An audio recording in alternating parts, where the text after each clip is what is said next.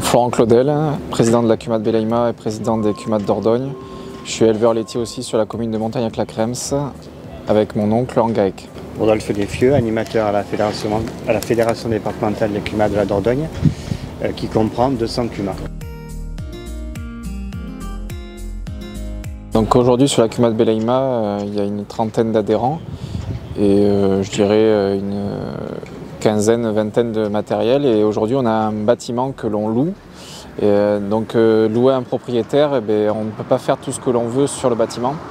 Et je voulais recentrer un bâtiment autour des exploitations en fait, pour amener de la convivialité au sein du groupe CUMA, pour amener de l'échange et pour amener aussi un endroit où on puisse travailler ensemble sur le matériel. C'est la rénovation, c'est entretien matériel. C'est faire les papiers peut-être ensemble aussi également sur la comptabilité et sur les projets qu'on peut développer sur différents matériels. Avoir tout son matériel à l'abri est très important parce qu'aujourd'hui on a des coûts de matériel qui augmentent et l'entretien est très important. Donc déjà du matériel qui ne se mouille pas et qui reste à l'abri et qui est ramené à chaque fois qu'il est utilisé au bâtiment est très important. Créer des aires de lavage peut-être à côté du bâtiment en même temps.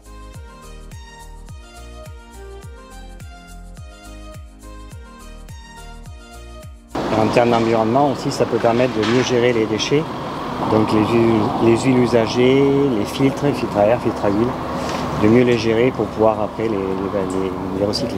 C'est plus qu'un intérêt, c'est une opportunité pour les CUMA, parce qu'aujourd'hui, ça veut dire qu'elle peut avoir un outil fonctionnel pour faire effectivement loger son matériel, avoir un atelier, faire des points de rencontre et avoir un bâtiment qui lui coûte le moins cher possible.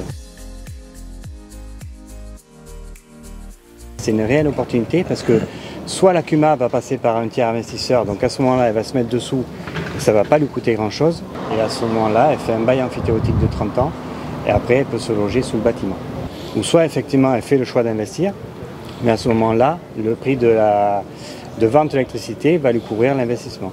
Il y a plusieurs paramètres qui fluctuent en ce moment, notamment les taux d'intérêt, le prix de rachat de l'électricité, le prix de vente des panneaux aussi qui fluctue.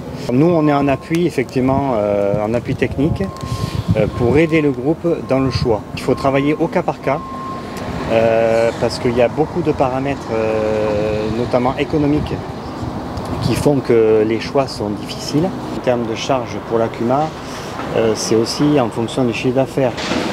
L'impact d'une CUMA qui a 10 adhérents sera beaucoup plus élevé automatiquement que sur une CUMA qui en a 40 ou 50. Donc il faut vraiment évaluer le projet en fonction de la CUMA. Le projet aujourd'hui, on aurait peut-être trouvé le terrain, juste il faut mettre d'accord le propriétaire avec le notaire et la CUMA. Derrière, on a peut-être trouvé aussi le poste source qui est pas très loin. C'est très important pour développer un bâtiment, il faut le poste source pas très loin, sinon le coût de raccordement est assez élevé.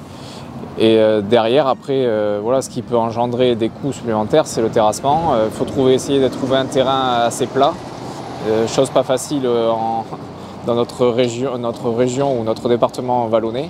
Et aussi un terrain qui est au centre un peu de tous les agriculteurs qui sont sur le secteur de la CUMA.